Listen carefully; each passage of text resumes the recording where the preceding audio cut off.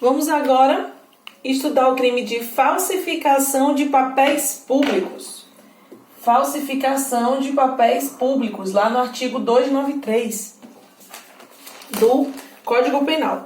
Quais são os verbos do tipo, então, dessa conduta? Falsificar, tá? Falsificar papel público. E aí eu posso falsificar de duas formas. Fabricando, que é chamado de contrafação, ou alterando. Fabricando, eu fabrico do zero um papel público. E alterando, eu pego um papel público verdadeiro e suprimo alguma coisa ou insiro alguma coisa, então eu altero a verdade. São essas duas formas de falsificação de papel público. Tá bom, Catarina, e aquela possibilidade de falsificação grosseira? Aqui pode? Também não. A falsificação grosseira torna o crime impossível, né? Ele não tem lesividade nenhuma, nenhum dano pode se dar dali, porque já está vendo que foi falsificado, porque é uma falsificação grosseira. E a perícia, nesse caso, também vai ser indispensável, porque é um crime que deixa vestígios. Então tem que ter perícia para analisar esse papel público e detectar a falsificação. Qual é o elemento subjetivo? O dolo, né? Sempre é o dolo, não tem na modalidade culposo. E a consumação vai se dar quando? A consumação vai se dar quando o sujeito fabricar ou alterar. Com a falsificação já temos a consumação, ou seja, não é necessário que coloque em circulação para que o crime seja consumado, basta a falsificação. E tentativa, cabe tentativa aqui? Cabe, porque são condutas fracionadas, né? Eu consigo fracionar.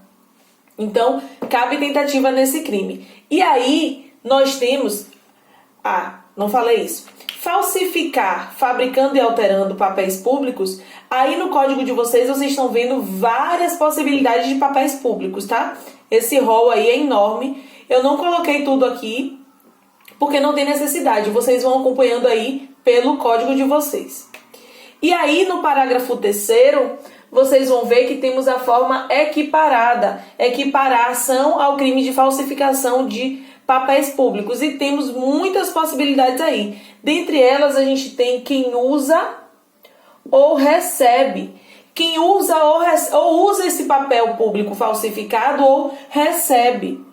Ou ainda quem restitui a circulação. Pega esse papel e circula. Então aqui, quem usa e recebe está na forma equiparada. E quem restitui a circulação. Agora, óbvio, essas duas possibilidades aqui, sabendo que é falso, né? Quem usa sabendo que é falso, quem recebe sabendo que é falso, ou ainda quem restitui a circulação sabendo que é falso, porque se a pessoa não sabe, incorre no erro de tipo, né?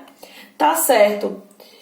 E temos também como forma equiparada quem obtém proveito próprio ou alheio. E aí nessa modalidade, quem obtém proveito próprio ou alheio, eu tenho uma finalidade específica.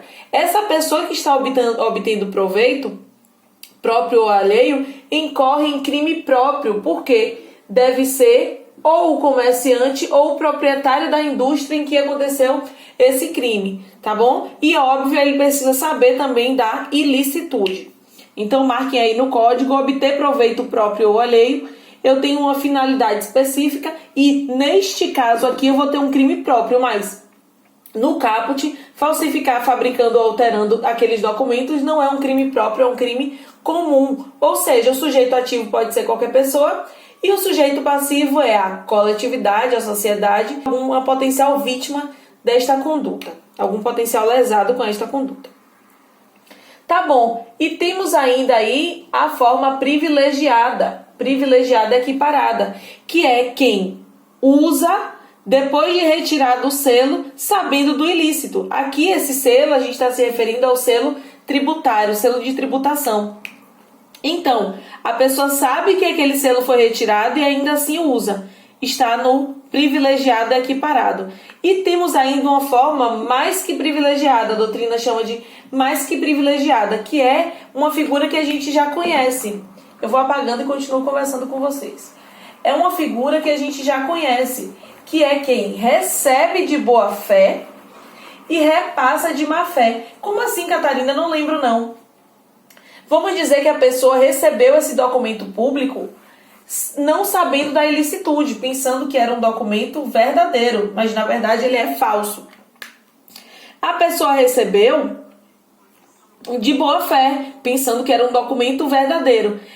Enquanto estava na mão dela, ela descobriu da ilicitude e repassou. Ela descobriu que ele era falsificado e ainda assim repassou. Então aí vamos estar diante da má-fé. Essa é uma forma mais que privilegiada. E neste caso aqui, dessa pessoa que recebeu de boa fé e repassou de má-fé, cabe sursis, cabe a suspensão do processo. Certo, Catarina, eu entendi aquela forma equiparada, que é um crime próprio porque o sujeito deve ser, o sujeito ativo deve ser comerciante ou proprietário da indústria. Beleza, isso eu entendi. Mas vamos dizer que a gente tem um vendedor ambulante, por exemplo, que incorre nesse crime. E aí ele vai ser equiparado à atividade comercial. Nós temos a equiparação à atividade comercial, as formas irregulares ou clandestinas. Então, se eu tenho um vendedor ambulante, se eu tenho alguma modalidade clandestina ou irregular, ela vai ser equiparada à atividade comercial para a configuração deste crime, tá bom? E aí, como é que vai ser a ação penal? Vai ser a ação penal pública incondicionada, o crime de falsificação de papéis públicos. Agora, essa aqui, mais que privilegiada, é uma exceção. Ela vai ser ação pública condicionada à representação. Tá certo? E a competência de quem em julgar a falsificação de papéis públicos? Vai depender de onde é esse papel. Se esse papel público for federal, vai ser competência da Justiça Federal. Agora, se for estadual ou municipal, vai ser competência da Justiça Estadual. Tá bom? Com isso, finalizamos o crime de falsificação de papéis públicos. Sigam comigo que vamos continuar estudando os crimes contra a fé pública.